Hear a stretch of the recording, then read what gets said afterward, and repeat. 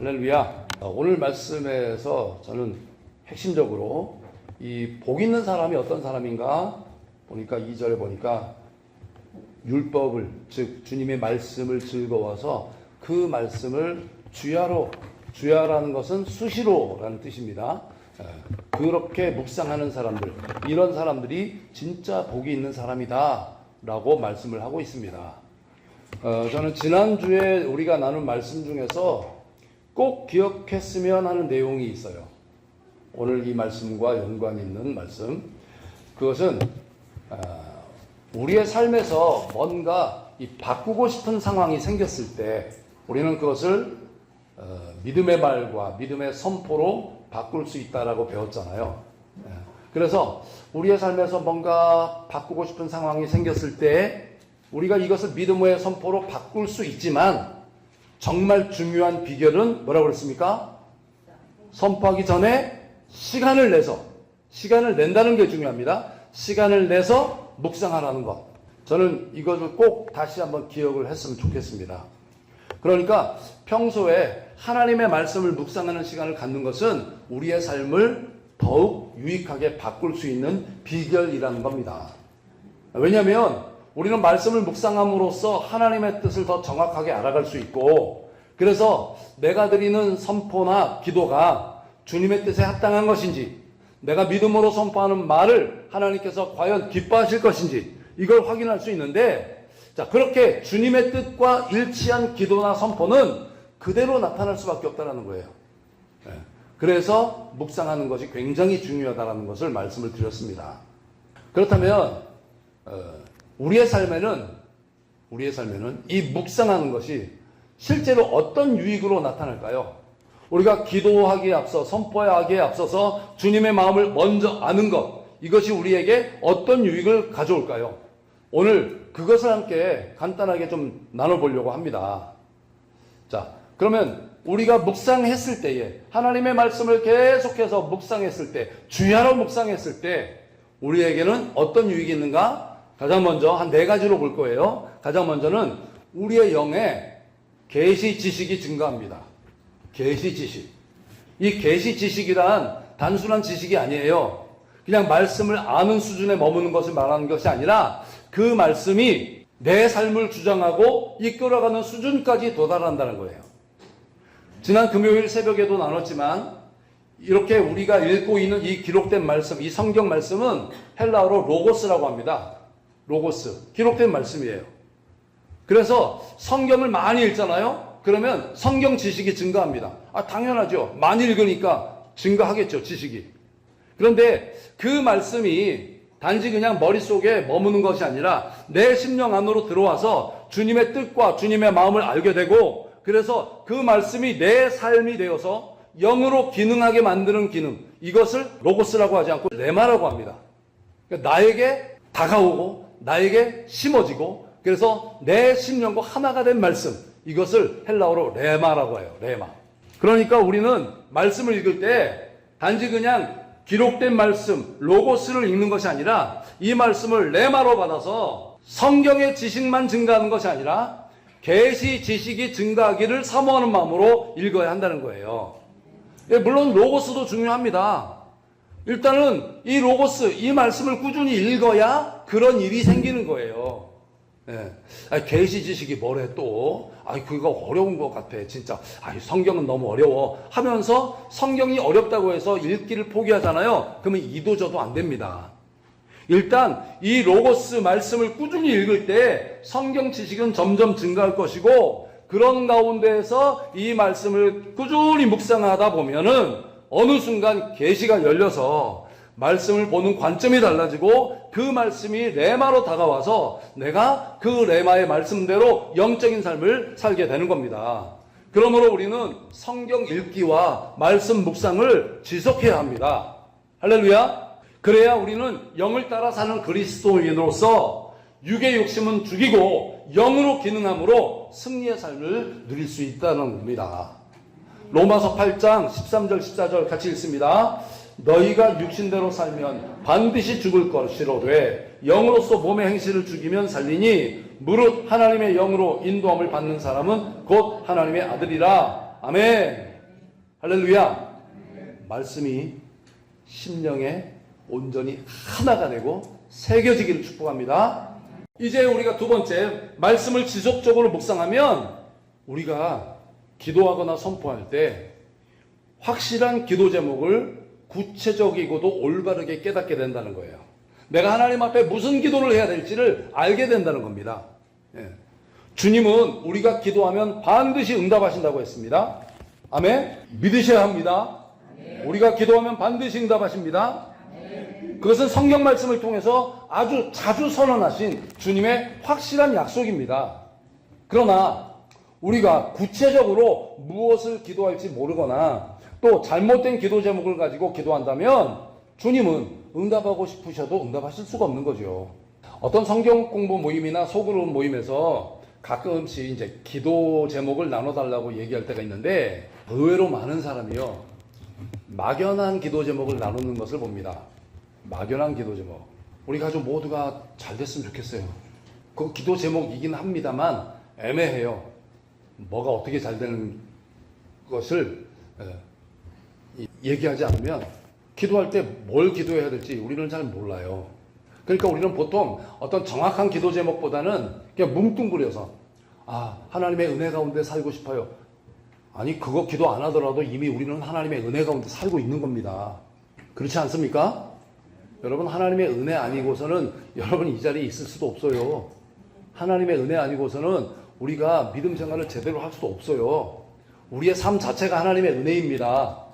예수 믿는 사람들은 삶 자체가 하나님의 은혜인 거예요. 그런데 뭐 그 하나님의 은혜 가운데 살 수 있도록 기도해 물론 그 마음은 알겠는데 우리의 기도 제목은 좀 더 구체적일 필요가 있다는 거죠. 왜 그러면 사람들은 막연하게 기도 제목을 나눌까요? 왜 그럴까요? 아마도 자신을 향한 하나님의 뜻과 계획을 잘 모르고 이 땅을 향한 하나님의 마음이 무엇인지를 잘 몰라서 그렇다고 생각합니다. 그래서 우리는 말씀을 묵상해야 하는 겁니다. 말씀을 묵상할수록 나를 향하신 하나님의 계획이 무엇인지를 뚜렷하게 알게 되고요. 또 이 땅을 향하신 하나님의 마음이 어떤 것인지를 알게 되는 거죠. 말씀을 묵상하는 사람이 아는 겁니다. 말씀을 외면하거나 말씀을 묵상하기를 게을리하는 사람은 결코 알 수 없는 거예요. 자, 그러면 우리는 하나님께서 우리가 무슨 기도를 하기를 원하시는지를 깨닫게 되므로 우리의 기도 제목이 좀 더 분명해지고 구체적으로 표현되는 겁니다. 여러분, 우리 교회를 위해서 무슨 기도를 해야 될까요? 우리 교회가 그냥 은혜 가운데 잘 되게 해달라고요? 이미 은혜 가운데 있다니까요. 저는 우리 교회를 위한 기도 제목을 할 때 저는 다음 세대 부흥을 위해서 기도하고요. 여러분 모두가 그 삶이 부흥하고 재정이 부흥하고 건강에 그 강력한 신성한 건강이 부어지고 이런 것을 위해서 기도하고 있고요. 제가 요즘 계속해서 새벽마다 손을 들어 축복을 합니다. 여러분 모두를 축복합니다. 왜 그랬냐면 말씀을 묵상하다 보니까 결국은 제가 이 위치에 있는 것이 여러분을 축복하는 자리에 있는 거더라고요. 그래서 다른 어떤 기도 제목을 구체적으로 하나씩 아는 것도 중요하겠지만 그러나 우리 늘 기쁜 교회 성도들, 이 모든 성도들이 하나님의 축복 가운데서 넘치는 복을 받고 신선한 건강으로 충만하고, 이래도 아멘이 없어요. 신선한 건강으로 충만하고 재정의 복이 이루어나고 그래서 돌파가 일어나고 그래서 삶의 모든 관계가 회복되고 이런 것들을 놓고 축복하며 기도하고 있습니다. 아주 구체적으로 기도하는 거예요. 여러분도 구체적으로 기도하시길 바랍니다. 그러려면 말씀을 묵상해야 된다는 거죠. 그래서 이렇게 우리가 주님의 뜻을 알고 주님의 마음을 알고 기도하는 방식이야말로 주님께 순종하는 모습입니다. 왜냐하면 예수님께서는 제자들에게 그렇게 기도하라고 말씀을 하셨기 때문입니다. 가르쳐 주셨잖아요. 자, 마태복음 6장 9절 10절 읽습니다. 그러므로 너희는 이렇게 기도하라. 하늘에 계신 우리 아버지여, 이름이 거룩히 여김을 받으시오며 나라가 임하시오며 뜻이 하늘에서 이루어진 것 같이 땅에서도 이루어지이다. 아멘. 그러니까 하나님의 뜻대로 기도하는 것이 순종하는 겁니다. 뜻이 하늘에서 이루어진 것 같이 땅에서도 이루어지니까 하늘의 뜻을 구하라는 거 아닙니까? 그렇죠? 우리가 하나님 아버지의 뜻대로 기도하는 것이 참된 기도인데, 그래서 우리는 늘 말씀을 묵상함으로써 주님의 뜻이 무엇인지를 알고 주님의 뜻과 일치된 기도 제목으로 기도하는 것이 중요한 겁니다. 그게 바로 먼저 그의 나라와 그의 의를 구하는 기도지요. 이런 유익이 있어요. 묵상하다 보면 하나님의 마음을 알게 돼요. 그래서 내 기도 제목이 보다 더 뚜렷하고 구체적으로 변화되게 됩니다. 자, 그 다음에 세 번째 나눌 유익은 뭐냐? 우리가 말씀을 지속적으로 묵상하잖아요. 그러면 거짓과 미혹을 분별하게 됩니다. 그래서 영적인 길을 잃지 않고 영으로 기능하게 됩니다. 할렐루야. 시 119편 104절 105절 읽습니다. 주의 법도들로 말미암아 내가 명철하게 되었으므로 모든 거짓 행위를 미워하나이다. 주의 말씀은 내 발의 등이요 내 길의 빛이니이다. 여러분 이 말씀 자세히 보세요. 이 말씀에 의하면 우리가 말씀을 묵상할 때 길이 보인답니다. 우리가 말씀을 늘 묵상하면 내가 어떤 길로 가야 될지 길이 보인다는 거예요. 우리 발이 그 길 위에 있는지 아니면 벗어나 있는지 이걸 알 수 있게 된다는 거죠. 그래서 미혹과 배교가 만연한 이 마지막 때에도 우리는 주님께서 인도하시는 올바른 길을 따라가게 된다는 겁니다. 여기 보세요. 모든 거짓 행위를 미워하나이다 라고 되어 있어요. 하나님이 이 거짓 행위를 미워하시거든요. 그러니까 주님의 마음을 알고 거짓 행위를 미워합니다. 그런데 어떻게 거짓 행위를 미워하게 되었는가?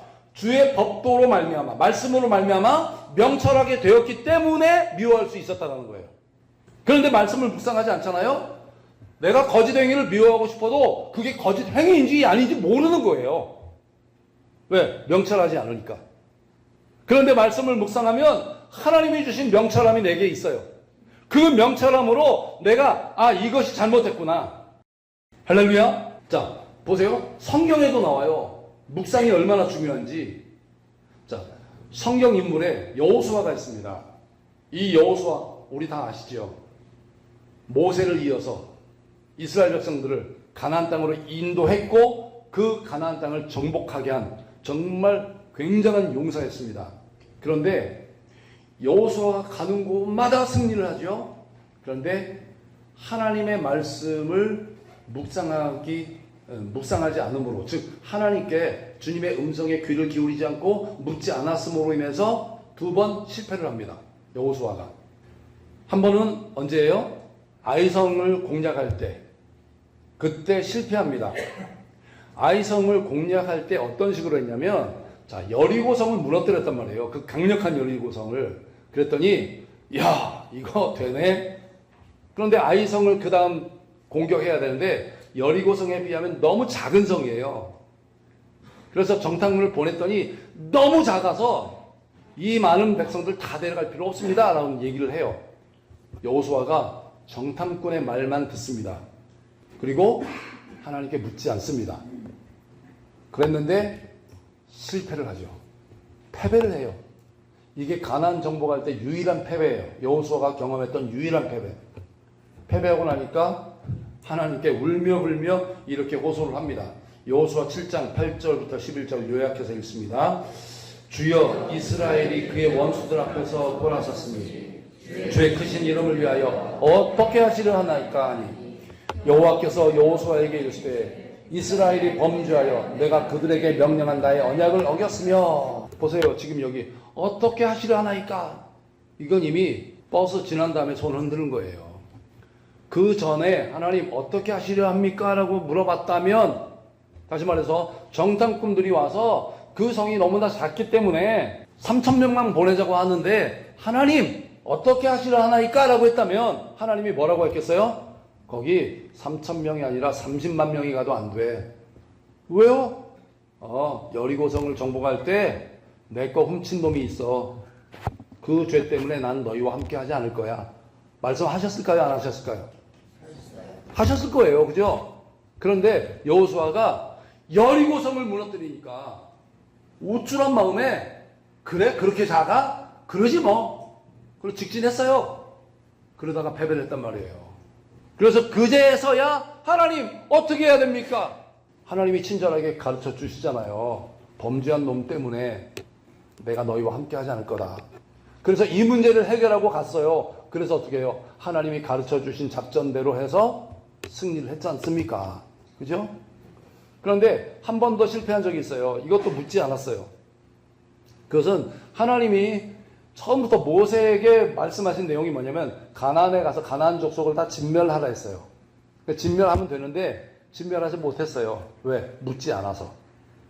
누굽니까? 기브온 족속이 찾아왔잖아요. 가나안 족속인데 우린 먼 데서 왔다고. 그래서 평화조약을 체결하자고. 그리고 당신네 하나님 여호와의 이름으로 맹세해달라고. 그러니까 여호수아가 야 이렇게 멀리서까지 찾아오네. 소문이 진짜 멀리까지 퍼졌나봐 하면서 우쭐한 마음에 그러지 뭐. 하나님께 묻지 않았다는 말이 여기 들어가 있습니다. 여호수아 9장 14절 15절 같이 읽습니다. 무리가 그들의 양식을 취하고는 어떻게 할지를 여호와께 묻지 아니하고 여호수아가 곧 그들과 화친하여 그들을 살리리라는 조약을 맺고 회중 족장들이 그들에게 맹세하였더라. 하나님의 이름으로 맹세합니다. 이 맹세가 왜 심각한 거냐면요. 하나님의 이름으로 맹세했잖아요. 자, 우리 싸우지 않기로 한다. 난 너 공격하지 않을게. 그렇게 맹세를 했어요. 하나님의 이름으로. 근데 공격을 했잖아요. 그러면 하나님의 이름으로 여호와의 이름으로 맹세했기 때문에 공격한 사람이 배대당하는 거예요. 맹세를 어겼으니까. 그러니까 기브온은 이제 건드리면 안 돼요. 건드렸다간 자기들이 큰일 나는 거예요. 그런데 하나님은 뭐라고 했어요? 가나안 족속을 다 멸하라 했는데 기브온 족속은 멸하지 못하잖아요. 결국 묻지 않았기 때문에 하나님의 말씀을 불순종하게 되었어요. 자, 이렇게 그렇다고 여호수아가 형편없는 사람이 아닙니다.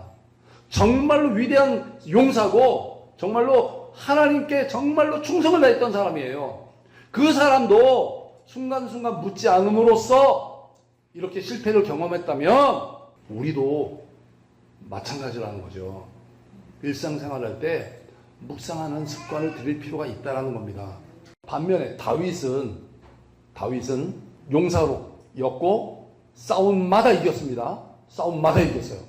진 적이 없어요. 그런데 다윗의 승리 비결은 주님께 늘 물었기 때문이에요.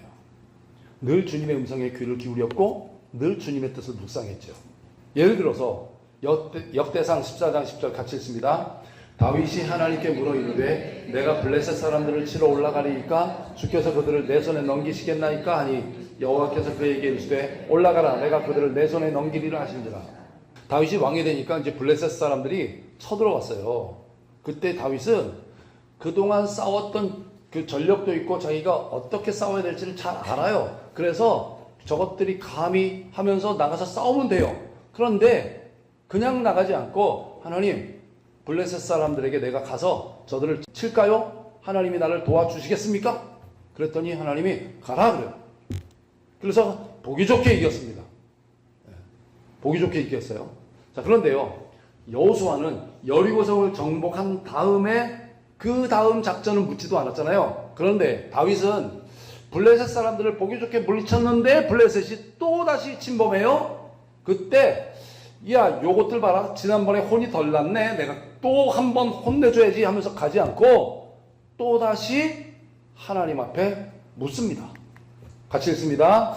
블레셋 사람들이 다시 골짜기를 침범한지라 다윗이 또 하나님께 묻자오는데 하나님이 이르시되 마주 올라가지 말고 그들 뒤로 돌아 뽕나무 숲을 맞은편에서 그들을 기습하되. 블레셋이 또 쳐들어오니까 다윗은 또 나가서 막는 게 아니라 또 하나님께 묻습니다. 그랬더니 보세요. 하나님이 이번에는 다른 방법을 알려주시잖아요. 정면으로 맞서지 말고 뒤로 돌아와서 기습을 해라. 만약에 다윗이 한 번 이겼다고 해서 자신감을 가지고 정면 돌파했다면 다윗은 졌을 겁니다. 그런데 하나님이 그렇게 하지 말고 돌아서서 기습해라. 그 작전대로 했을 때 다윗이 또 승리를 합니다. 그러니까 다윗은 이렇게 수시로 주님께 묻고 주님의 마음을 묵상했던 이유가 있어요. 하나님과 자신과의 관계를 목자와 양으로 설정해 놨기 때문이에요. 목자와 양이라는 것은 신뢰관계를 의미합니다. 양은 목자를 신뢰하지 않으면 살 수가 없습니다. 그냥 양은 자기들끼리 살 수 있지 않아요. 예. 목자가 반드시 앞에서 인도해야 그 양들이 목자를 따라갈 때 삽니다. 따라가지 않으면 살 수가 없는 거예요. 그래서 다윗은 여호와는 나의 목자시다라고 고백을 하죠. 우리가 정말로 잘 아는, 정말 좋아하는 그런 말씀, 시 23편 1절부터 4절 있습니다. 여호와는 나의 목자시니 내게 부족함이 없으리로다. 그가 나를 푸른 풀밭에 누이시며 쉴 만한 물가로 인도하시는도다. 내가 사망의 음침한 골짜기로 다닐지라도 해를 두려워하지 않을 것은 주께서 나와 함께 하심이라. 아멘. 그런데 이 말씀을 자세히 보면, 전에도 말씀드린 적이 있는데, 양이 목자의 음성을 따라가면 사망의 음침한 골짜기를 피해갈 수 있다라고 하지 않았습니다. 사망의 음침한 골짜기는 나올 수 있지만 어떤 해도 입지 않는다는 사실을 믿기 때문에 두려워하지 않는다라고 고백을 해요. 왜냐하면 목자를 따라가는 양은 어떤 길을 가도 목자의 보호를 받기 때문이에요. 사망의 음침한 골짜기를 따라가요. 그러니까 사망의 음침한 골짜기가 나왔어요. 근데 따라가던 양이, 뭐야, 저기 어두컴컴한 골짜기인데 목자가 왜 우리를 절로 인도하지? 나 안 따라갈 거야. 돌아서 따로 가잖아요. 금방 늑대에게 잡혀 먹습니다. 먹히는 거죠. 따라갔는데 목자가 그 길을 어떻게 가야 될지를 알려주면서 안전하게 보호하면서 끝까지, 그래서 그 사망의 음침한 골짜기를 넘어서 쉴만한 물가 푸른 초장으로 인도하더라는 겁니다. 그래서 목자와 양은 신뢰의 관계예요. 마찬가지입니다. 우리가 이 땅에 살면서 세상의 풍파를 두려워하지 않아도 되는 이유는 목자이신 주님께서 지켜주시기 때문입니다.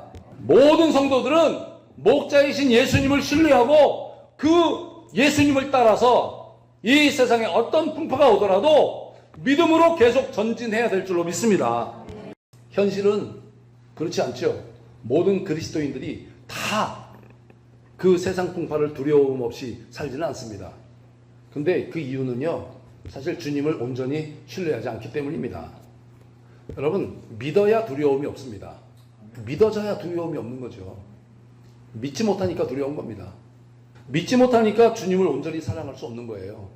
정말로 주님을 믿는다면 온전히 사랑할 수밖에 없죠. 그리고 그렇게 주님을 온전히 사랑함으로 철저히 신뢰하는 사람은 어떤 어려운 상황도 두렵지 않습니다. 요한일서 4장 18절 같이 읽습니다. 사랑 안에 두려움이 없고 온전한 사랑이 두려움을 내쫓나니 두려움에는 형벌이 있습니다. 두려워하는 자는 사랑 안에서 온전히 이루지 못하였느니라. 여러분, 이 마지막 때에 어떤 일이 우리에게 다가올지 몰라요.